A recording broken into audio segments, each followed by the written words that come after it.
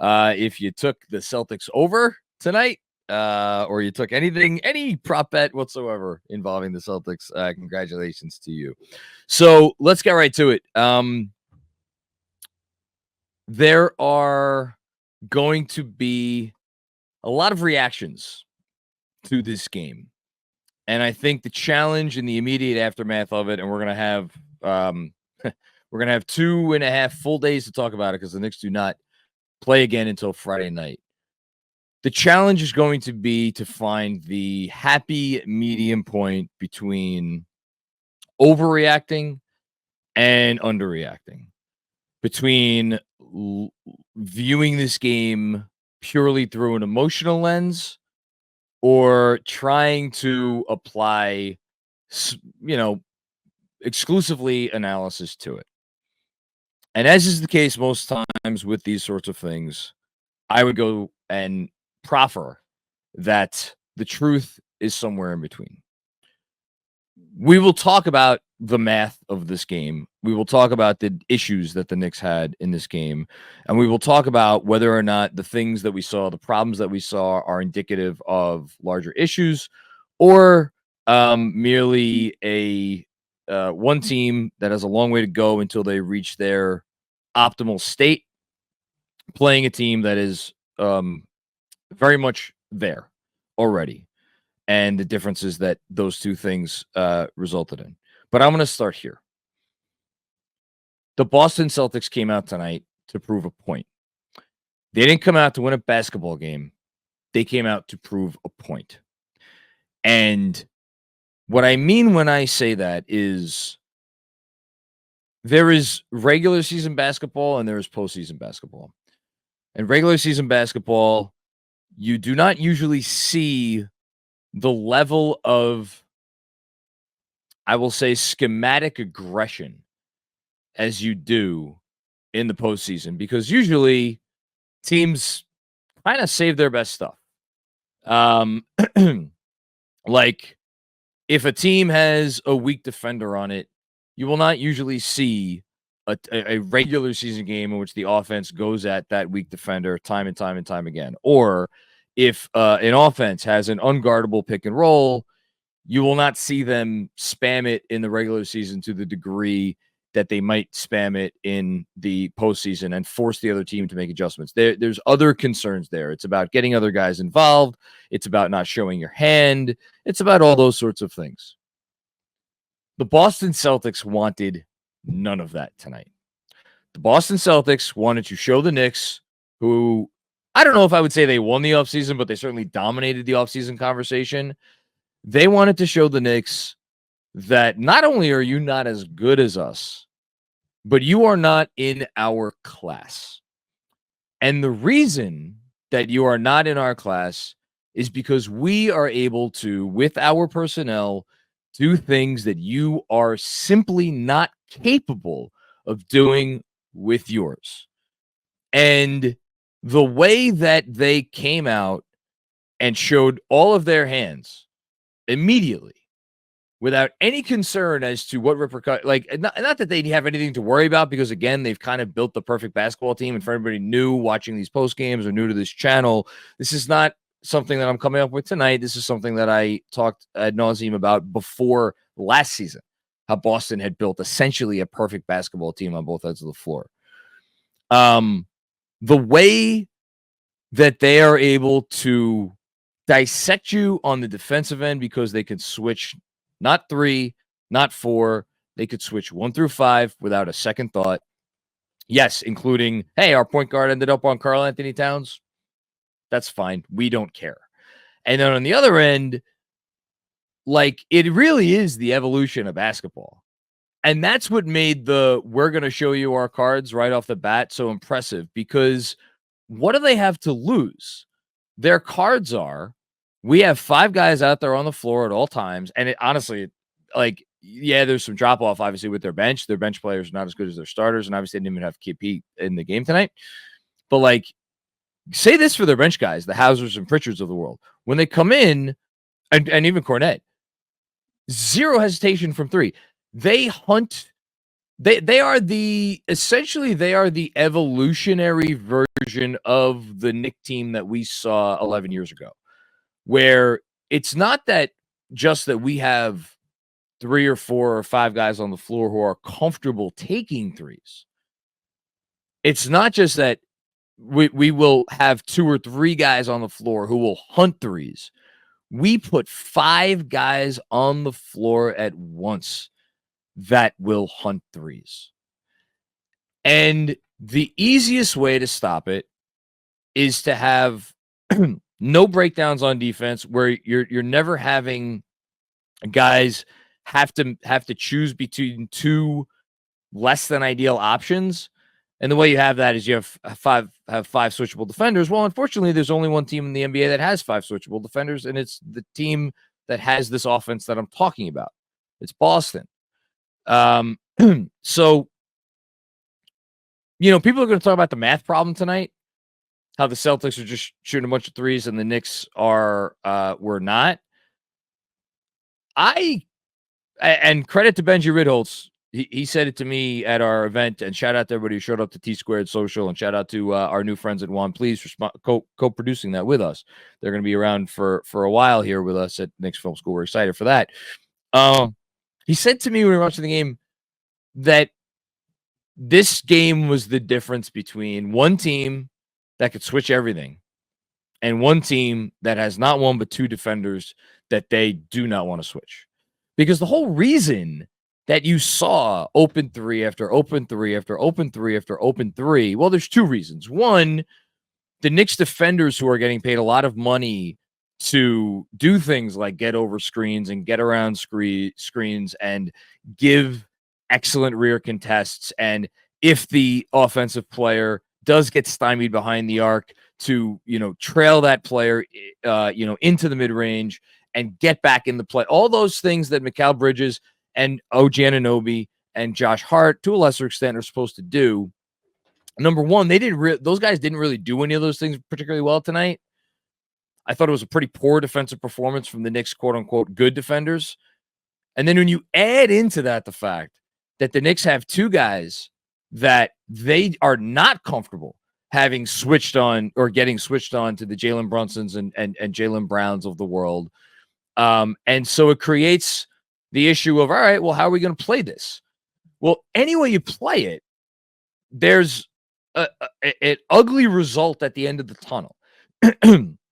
If you play it in drop, you're dead. If the guy if the point of attack defender doesn't get over the screen, which nobody was doing. If you hard hedge and then create a momentary 2-on-1, and then everybody on the offense has 5 guys that can shoot the ball, ping, ping, ping, open shot, you're dead. If you switch it, well, if one of those switches results in Jalen Brunson or Karl Anthony Towns on a very, very good offensive player, and spoiler alert, the Celtics have a bunch of those, you're dead. And eventually you start to run out of answers. And I think the bet with this Knicks team, when they assembled this Knicks team, the people who assembled this Knicks team and the coaching staff that is tasked with guiding it, we're not so naive as to think that, Karl Anthony Towns was going to come here and all of a sudden become a different defender, or that Jalen Brunson was going to become a different level of defender at this point in his career. I think what they are betting on is a few things. One, that they're not going to run into a buzzsaw, the likes of which we saw tonight. And like the Knicks, I don't know what the Knicks lost. So the Knicks lost by 20-something points. The Knicks could have lost by 50 tonight. When you factor in, the Celtics finally started missing some at the end, and the fact that the Knicks hit a lot of tough shots in the first half. But then, if honestly, with the way the Celtics shot it in the first half, if the Knicks had an average shooting performance in the first half, they probably should have been down by 35 to 40 points at halftime. So the math will not always be that way. But I think what the Knicks were betting on is that their offense would be able to carry the day. And what you saw tonight from this team, I think, in terms, and we'll get back to the defense. Sorry, I'm not done talking about the defense because I know I just made it sound very, very bad, but I'm going to get back to that in a second. I think what you saw tonight was an example of a team, as opposed to the Celtics, that they will take threes, but they don't. They're not. That's not necessarily what they want to do. We've heard already, like Karl Anthony Towns, like he will take threes. I want to take 2 tonight. That's big. We're going to get to the Mikal Bridges of it all in a second, but needless to say, Mikal Bridges at the moment, not exactly dying to take threes. OG Anunoby, a guy, again, if he's open on the corners, happy to take it. He's not hunting them. And then there's Jalen Brunson. And Jalen Brunson will take threes if you give him threes. But what does he want to do? He wants to do the thing that he's best at, and you saw it tonight. He's arguably the best interior scoring perimeter player in the league. And I don't think that's an overstatement. And he looked like it tonight, going up against the best defense in basketball, and he was decimating them for the majority of this game. But he was decimating them with 2-point shots. So that gets to the math problem, the other math problem, the math problem that everybody's going to talk about tomorrow, where Knicks and like the funniest stat of the night by far is that the Celtics were up by however many points they were at halftime, and the Knicks had a better field goal percentage. Not making that up. That's a real thing. Knicks were hitting more of their shots than the Celtics were, but it didn't matter because of the threes versus the twos thing. So the Knicks have to figure out at some point how to incorporate some more threes in their offense. That said, I got to tell you, I'm not terribly worried about the Knicks offense tonight. I think the Knicks did a lot of good things on offense, considering this is the first regular season game this group has played together. It is painfully obvious that they need more time to gel, mostly on the defensive end, but I think on the offensive end as well. Considering how this was their first game together on offense, I actually thought they did a lot of nice things. I thought they looked pretty good. I thought they came out of the gate really ready to go on the offensive end. So I'm not as worried about that end of the floor. And then the other part of it is there is only one team in the league that wants to go into every game putting up 53s, and they played them tonight. Now, that's not exactly any great solace when the strong odds are to win the NBA championship. You are going to need to get through this Celtics team. Certainly this year, probably the next, couple of years as well. So one way or another, they are going to need to figure that out. I think there is probably a better balance in terms of how many threes you're taking versus how many twos are taking. But again, I'm not worried about that. That'll come. They will get better chemistry. They will figure out a way to get the driving kicks that the Celtics were getting and get open looks from three. Because when the Knicks get open looks from three, they're happy to take them. So I'm not terribly worried about that. On the other end of the floor, how do you stop this team? Well, a few ways. One, you just got to be better at the point of attack. I thought Mikal Bridges, I know everybody's going to pay attention to his shot and how the three-pointer looks right now. I just thought he was really bad defensively. Like if you were like if I was a content creator for a different team and I was getting my little Twitter thumbs ready for a sarcastic tweet after this one, the first place I'd go to, and I'm sure the internet's having a field day, you gave up six first-round picks for that? Really? Guy's supposed to be an elite three-point shooter, elite point of attack defender, and pretty solid, if not elite, secondary creator. Was none of those things tonight. Now, do I think Mikal's offensive woes at the moment are probably were leaking into his ability to be a disruptive in-your-face defender? And do I think Jason Tatum having as good a game as you will ever see any NBA player play ever? Do I think that was maybe getting in his head a little bit? Absolutely. Both of those things. So not going to freak out about Mikal's defense. It'll get better, and he'll be fine inside the arc. The three-point shot, look, couple went in. I'm happy those couple went in. We were, and I'm not saying we're like, I always forget what's the highest DEFCON 1. Those couple went in, so we're not at DEFCON 1. Did we go down to DEFCON 2? Did we go down to DEFCON 3? Are we in between DEFCON 2 and 3? Are we in between, like, are we in a solid 3? Wherever we are, it's not great because the shot still doesn't look great. I said before the season, and I'm going to say the same thing now, it's not a matter of if for me, it's a matter of when. And the problem with the when part is when you are playing these elite offenses, you have to have an elite offense too, which is what the Knicks thought they had assembled. If you have Mikal Bridges not confidently taking threes whenever he's open, whenever he has a sliver of daylight, then you're just not an elite offense. He's such a dynamic component and an important component to what they do offensively that he needs to be able to take those confidently, make them confidently, and that's just not happening right now. So the question of when is it going to happen? Like that, obviously that's not the reason they lost the game tonight, but moving forward, it won't help. So that's my thought about Bridges. And then back to the defensive end. I know I'm jumping around a little bit here. The point of attack, the defenders need to be better. Your elite defenders need to be better. And then it's just chemistry. Then it's just being smart. Then it's just, okay, are you making the right rotation? Are you making a timely rotation? Are you rotating ahead of the next pass instead of after the next pass has been made? And then just like you're weaker to, like, Cat needs to be better on, like, they hunted him. They hunted him. They hunted Brunson. Boston is never, nothing will ever happen with Boston. As long as Boston has this core of players, they will always be able to do that. So I don't think it's like people, again, there were going to be people out there and be like, the Knicks are idiots for playing drop. Well, it's not about the drop. It's about what are you going to do to minimize the weaknesses of these two defenders. Are you going to drop? Are you going to switch? Are you going to hedge? And you're going to play aggressive at the point of attack and then trust your backline defenders to make all the rotations and briefly for someone to be in two places at once. They just punish you and punish you and punish you. When they're like this, honestly, when they're like this, nobody else is going to beat them. It's about the games when they're not shooting at this level.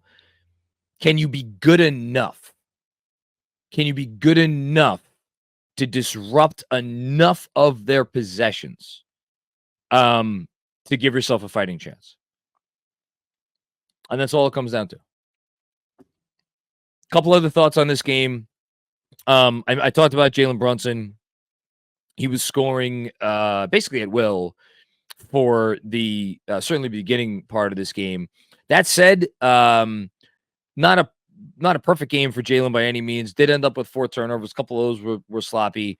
But even so, I thought he was the Knicks' either first or second best player by a wide margin. The only reason that I have to mention that he might not have been the Knicks' best player by a wide margin is because Deuce McBride also played. And you want to talk about one of the truly miraculous success stories and turnarounds in recent NBA history. This guy came in as a rookie and had an effective field goal percentage, not a field goal percentage, an effective field goal percentage under 40. I want to say it was like 38 or something. It was to the level where you wondered after his rookie year, like, man, the defense looks really good. I just wonder, can he even stay on the floor with an offense this bad? And now this dude is like, he's like fucking Steph Curry at Davidson hunting shots. And to go from where he was as a rookie to now this at the beginning of his 4th year, that is a test. I mean, that honestly, the closest thing the Knicks did to anything Boston did tonight was what Deuce McBride came in and did when he had the ball, where he was, I could do this. I know I'm good enough to do this. I'm hunting these shots and I'm fucking making these shots. That's what Deuce McBride did tonight. So you know what? I'm actually going to give him the nod. He was the most impressive Knick for me tonight over Brunson. Even if I'm grading a little bit on a curve there. And then, you know, I'm sure people are going to talk about the rookies and whatnot. I can't say I really care about any of that. Not that I don't care, but like in the grand scheme of things, like the rookies that doesn't, they don't really matter. Comodadier was the 9th man in the rotation. Good for him. I didn't think he showed anything one way or the other. Bad, good, indifferent. The one other thing that I want to touch on, and then we will get to the super chats pretty soon after a couple of friendly words from our sponsors. It's so funny. I'm looking at it right now. Knicks ended the game shooting 55%. Celtics shot 50%. That's so funny. Rebounding. So Steve Popper, the great Steve Popper, who I love and I respect so much, he's been covering this team for so long, sent out a tweet earlier today saying the Knicks have gone from a team of toughness and grit to one of finesse. And I saw that, and I'm like, I don't know. I when Steve said, I'm like, huh, because I hadn't gotten to that point yet. I've talked a lot this preseason about, I still think that they have a lot of toughness. I still think that they've retained their identity from last year, even though they've lost some key pieces because of the guys that stayed behind. And I had belief in the toughness and the grit of the guys that they brought in. And yet, tonight, there were a few moments, and the offensive rebounding edge ended up 11-5 for the Celtics. It honestly was worse than that during the relevant portion of the game. Like, this, I mean, and you could say that just the Celtics were the hungrier team, and that's fine. There was a relentlessness about the way the Knicks played last year, that the way they are going to have to play this year with this team, I'm actually not sure if they're going to be able to approximate that again. And I'm not saying that trade-off's not worth it, but I didn't feel that at all in the preseason, and that's because it's preseason. I felt that watching tonight. And I'll be curious if they can swing my opinion on that at any point in time throughout this season. And I guess more importantly, I wonder if it's necessary for them to swing my opinion on that at some point in time this season, or if they can just morph into a team fully that wins in some different ways than the one that we've seen thus far.